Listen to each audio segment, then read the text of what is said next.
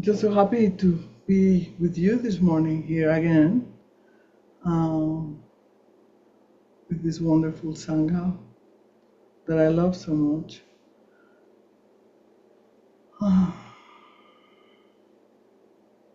It's just, the Sangha completes the picture of Maitreya Abbey.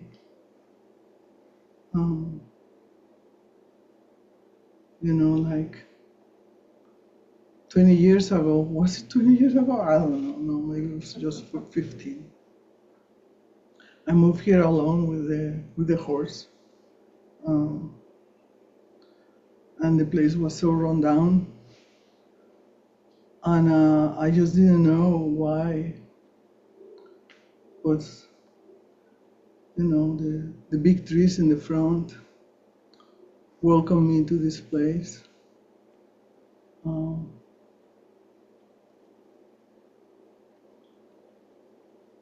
Invested everything I got at that time in fixing this place.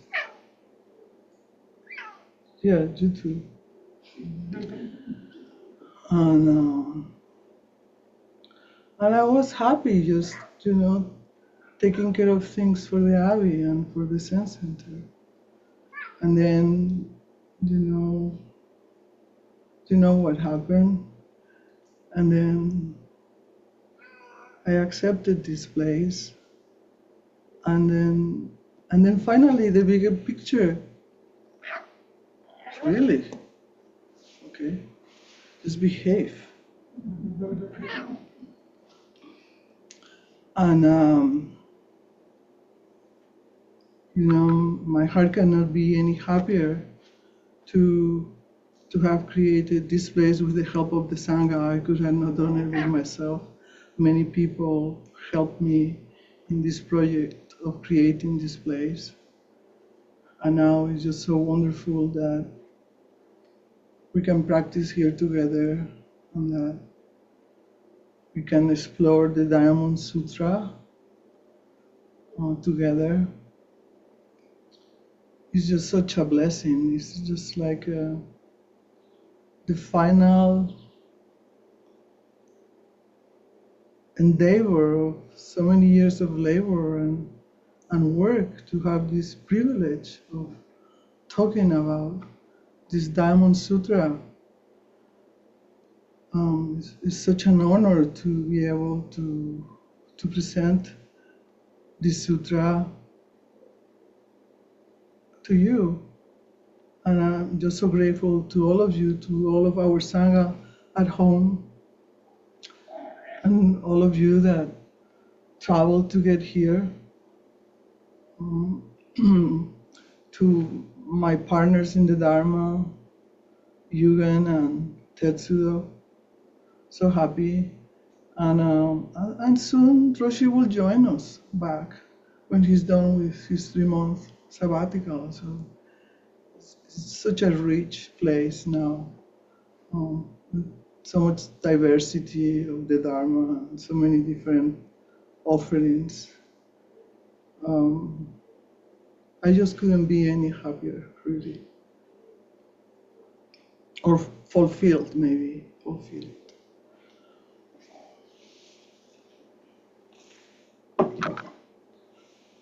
Okay, took too much time out of the Diamond Sutra. Let's go back. The sharing last time, it was very wonderful. And I just felt that I had not said something important about section 7 that we were considering. And I thought that I want to go back because saying what I left before, it will help us to understand the future sections and also section 8 that I hope we can cover today. And it was very important, the sentence that say, the Diamond Sutra communicates the nature of enlightenment. The nature of enlightenment. And the way leading, I hope I pronounced that word correctly, or leading, it's okay, to its realization. So this part of communicates the way leading to the realization of enlightenment. That is what this Diamond Sutra does for us. I just want to review my super simplified version of section 7, when the Buddha says, Subhuti, has the Buddha attained enlightenment? Has the Buddha any teachings to give? And Subhuti says, there is not enlightenment and there are no teachings to give. That is the way leading to the realization of enlightenment. We cannot take the words of Subhuti, there is no enlightenment, as a negation. But it's a way to lead our minds to the realization of the nature of enlightenment, beyond concepts. So when Subhuti says there is no enlightenment, he said it in more words than that, but coming down to the basis is saying there is no enlightenment. He's just cutting off our concept of enlightenment from our mind, so we don't grasp on a concept of enlightenment as an idea, but he cuts it off so we can experience right now what it is in our own bodies, in this present moment. So Subhuti is a master of cutting off concepts. So that's why I meant the sutra lead us into the realization of enlightenment, and especially with somebody like Subhuti, that cuts off the concept of enlightenment completely. And because there is no enlightenment, there is also no teachings to give, because there is nothing outside or separate that from our own true self, which our own true self is not an idea, is exactly who we are when we drop out all the conditioning and all the ideas we have about ourselves, and we can just show ourselves as we are, and we are so simple in essence, So it's cutting off all this other stuff, so we can experience and realize our life as an enlightenment, beyond any concepts. This is an enlightened life.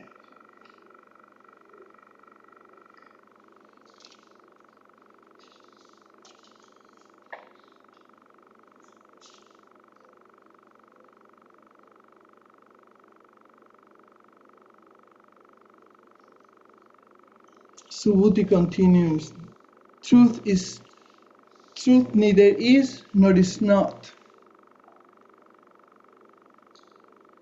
Truth neither is nor is not. We are always thinking in dualistic terms, has to be this or has to be that, has to be white or it has to be black, it has to be right or it has to be wrong. And here Subhuti is presenting us with the middle way. There is a middle way that leads to the realization of enlightenment, that neither is nor is not. There is a whole new, endless, infinite road between those opposites, between every opposite.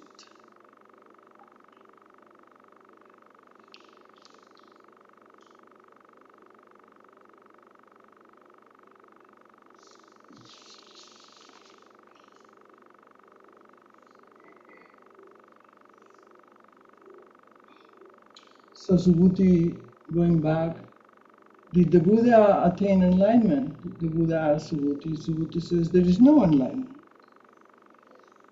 It's not a negation. It's a sword cutting through our concepts and separations in our life.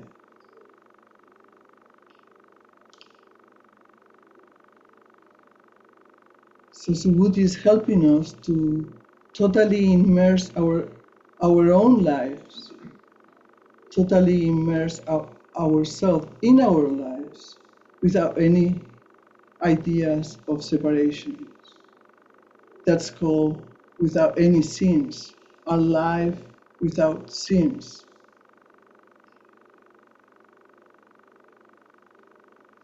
The realization of a sinless life, of being here this morning together as one, the beauty of this morning,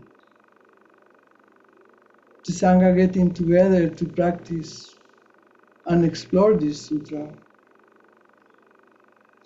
In Koan 18 of the Blue Cliff Record, the national teacher asked the emperor, build a sinless monument for this old monk. The best monument we can build for our ancestors is to live a sinless life.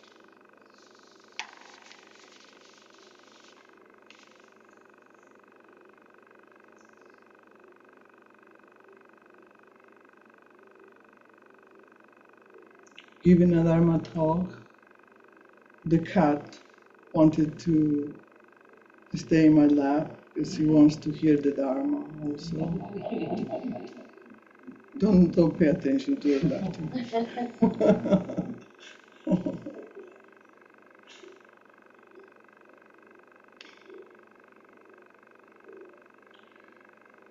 That was all I wanted to review from section 7, because it repeats in every other section that this sutra presents us a path so we can realize enlightenment in our own body, in our own flesh, in our own life, without having those separate ideas that Subhuti is so good at cutting it all off. Cutting it all off. So in section 8, the Buddha asked Subhuti, if a person filled over 10,000 galaxies with the 7 treasures for the purpose of compassion, charity, and giving alms, would this person not gain great merit and spread much happiness? In my even more simplified version, the Buddha asked Subhuti, if anyone gives everything away to others, would she gain great merit?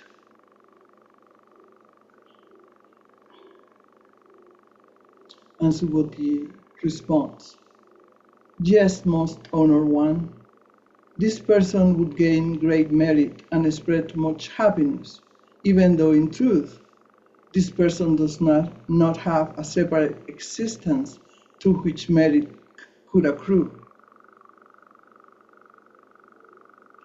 Why? Because this person's merit is characterized with the quality of not being merit.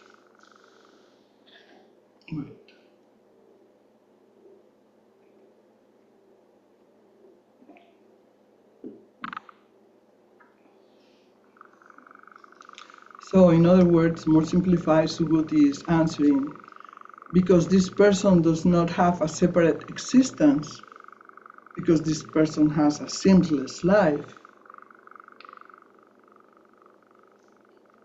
since there is no separation, merit cannot accrue anywhere.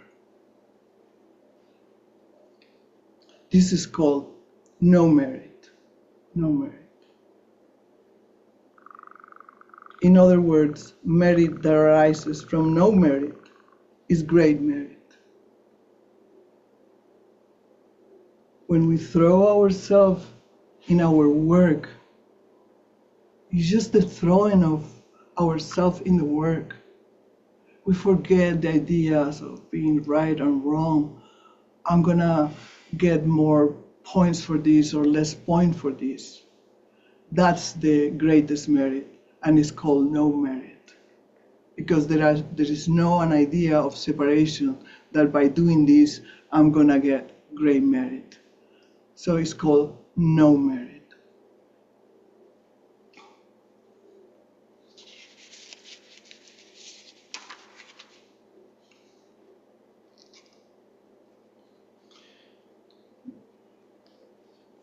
Throwing ourselves in our work, wherever it is that we do, we throw the ideas of that separate self, a separate existence. We can do that. This practice allows us to do that.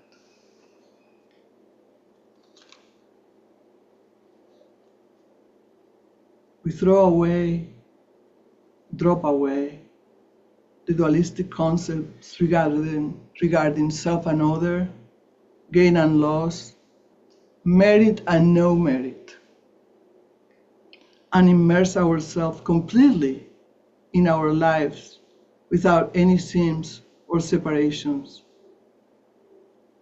and experience arising clarity without borders. That's the middle path. That's what walking the middle path, the Mahayana path, can do for us.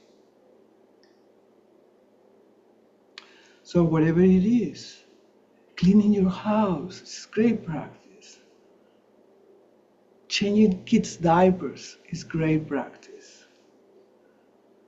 Whatever work you do, just throw yourself in the work completely. That's great practice.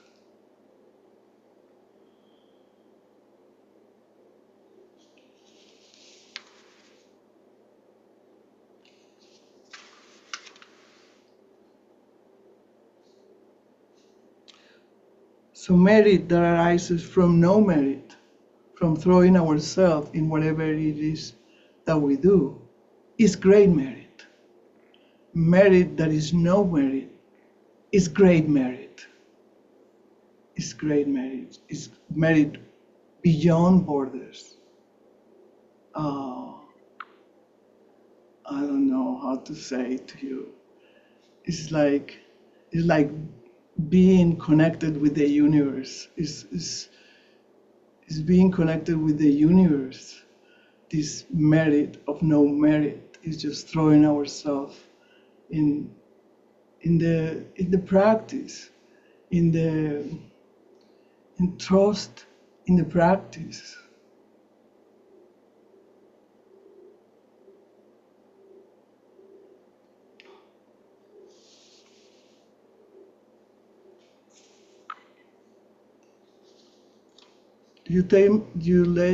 Tell me later if you understood this.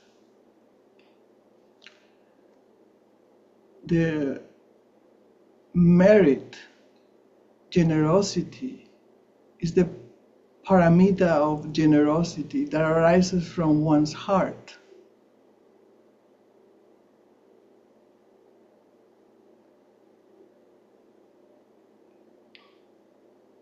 And when we practice generosity from the heart, we connect with the heart of the universe.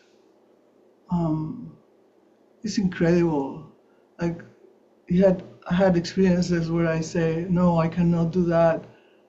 And then it's like, yes, I'm gonna do it. And then there's just this flow of energy that seems to has an echo beyond myself, beyond my understanding of the universe. But there is a what's this, reverberance back from the universe. It went far away, this giving of no merit, giving without merit. That means like not looking to receive merit. We just do it. So the paramita of generosity arises from the selfless heart of Mother Mahaprajna Paramita, and it's a selfless heart. Then there is not a self where merit can accrue. This is why we say that merit that arises from no merit is great merit. This expresses the truth of generosity, and it's not a play of words. You might think, oh, yeah, Zen is a play of words. It's not really a play of words. It's just like some things cannot be expressed with conceptual words. Can only be expressed that with words that cut off the concepts, that box that we had been put on. But there is so much more outside that box. And of course we can use concepts, but then we are not bounded by a box of concept that is difficult to breathe or to move in that box. So Zen practice has the potential to open that box so we can experience more of who we are. So we can breathe more freely. We can move more freely. And then more of our life enjoys that freedom. That freedom. It's all about freedom.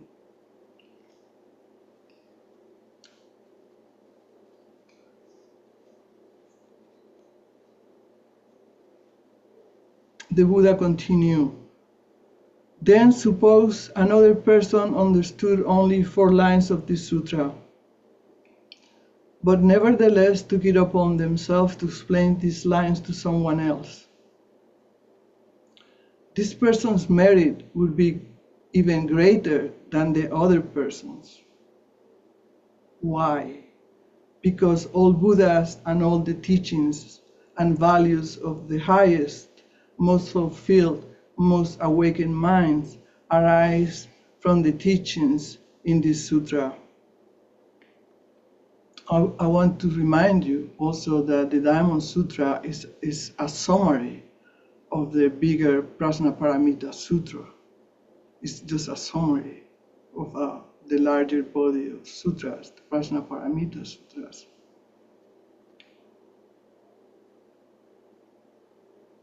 That the Buddha hid during his time for future generations because he thought that the world was not ready to receive it then. But I think we are ready to receive it now. And you told me one time that you are ready to receive it now. We are ready to receive it now.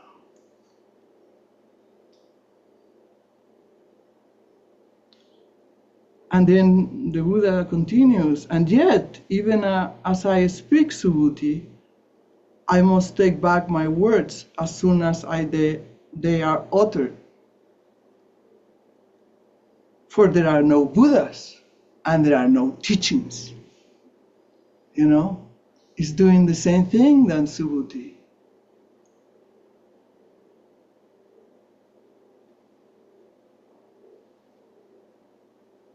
There are no Buddhas. The Buddha is saying there are no Buddhas. The Buddha doesn't want to live in a concept of, I am a Buddha. No, because at that moment, he will be separate from everything else. That's not a Buddha. The Buddha doesn't have those separations. So he says there are no Buddhas. Just get out of these concepts of Buddhas and no Buddhas.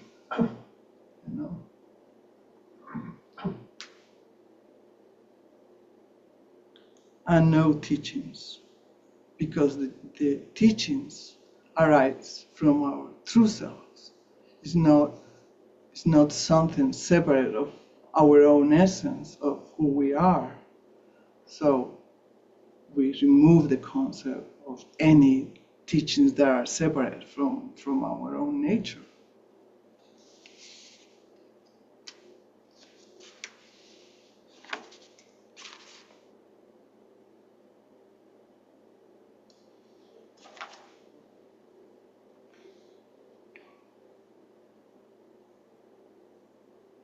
The Buddha said, my simplified version, the person that understands and explains this teaching to others will have greater merit. So, we have great merit. Merit that is no merit. And then we'll give it all away, right? It's just in case anything accrue on us, we'll just give it all away to others, to the happiness and well-being of everyone else's.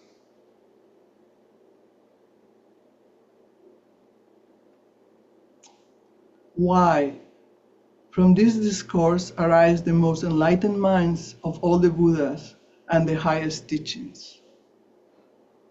Just as you get into those ideas of this is where all the Buddhas arise and all the greatest teachings arise, the Buddha have to say, as soon as I say those words, I have to say, there are no Buddhas and there are no teachings. So nothing stays as a solidified concept anywhere.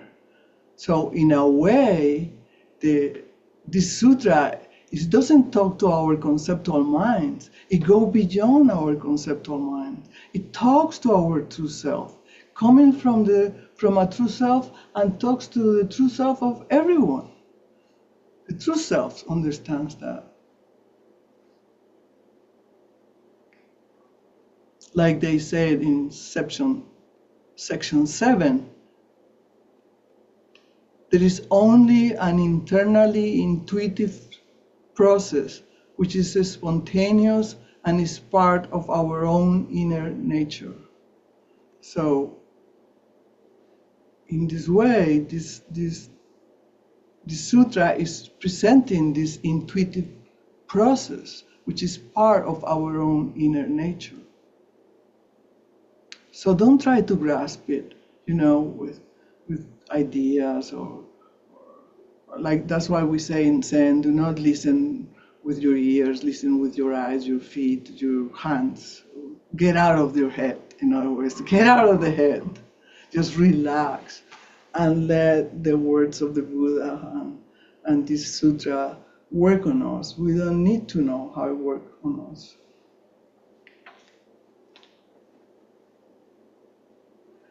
I have for you this morning the story of Layman Pang from China, 8th century. Layman Pang studied with Sekito Kisen and Master Basu. He was, I think, the first lay person that studied with these great masters. And he was a successful merchant, and he had a wife, a son, and a daughter. He was so wealthy that this wealth allowed the whole family to study the Buddhist sutras. His daughter, I don't know Chinese, so I probably not pronouncing this well. I just gonna pronounce it. His daughter Ling Zhao seemed to have been even more advanced and wise than his father. One day when Layman Pang was studying the sutras, he said, difficult, like trying to scatter sesame seeds over a tree. Mrs. Pang replied, easy, like touching your feet to the ground when you get out of bed. Nothing to think about, right? And Lin Zhao said, neither difficult nor easy. I have the rest here. On the 100 grass tips, the ancestors' meaning. On the 100 grass tips, the ancestors' meaning.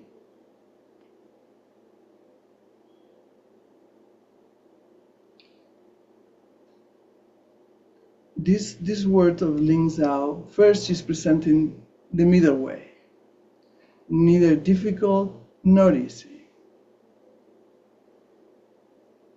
And then is presented this middle path, a wide road of realization.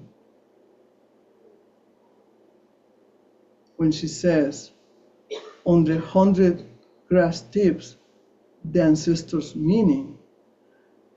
In other words, she's saying, and the ancestors' meaning is our Buddha nature.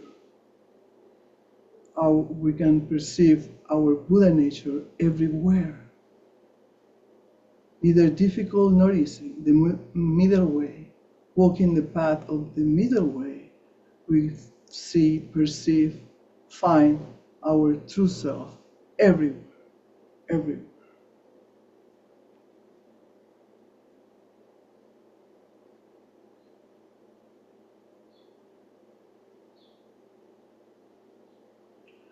The ground, thirsty for water,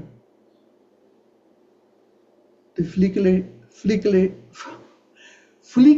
movement of the aspen leaves as they receive the water in humble gratitude to receive the water. The sun caressing our face in the morning. The horse's tail whisking away some flies. It is an alive universe. The universe is alive.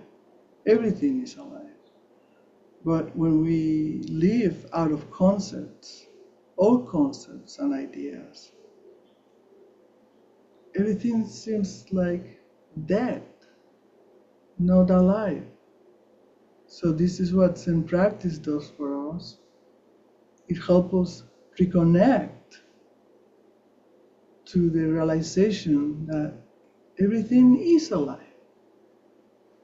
Everything is alive.